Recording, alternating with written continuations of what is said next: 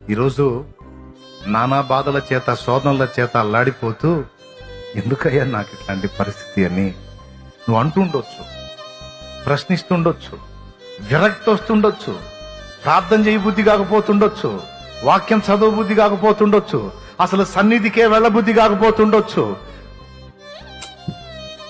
బతుకు మీదే విరక్తి పడుతుండొచ్చు, చావు వస్తే బాగుండు అనిపిస్తుండొచ్చు, కన్నీళ్లే అన్నపానాలు అయి ఉండొచ్చు, దేవుడు నాకు అన్యాయం చేశాడేమో అనిపిస్తుంది అని నీకు అనిపిస్తుండొచ్చు, లేదా కొన్నిసార్లు నువ్వే సణుగుతుండొచ్చు, నువ్వు అన్యాయమే చేశావయ్యా అని కూడా అనుండొచ్చు ధైర్యం చేసి.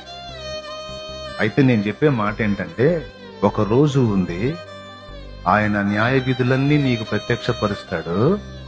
అనుమతించిన సంభవాలు సంఘటనలు ఎందుకు అనుమతించాడో నీకు ఫుల్ క్లారిటీ ఇస్తాడు. అప్పుడు నీకు ఆయనకి వెళ్ళి చూడటానికి కూడా సిగ్గుపడతా ఉన్నావు. ఎందుకు తెలుసా?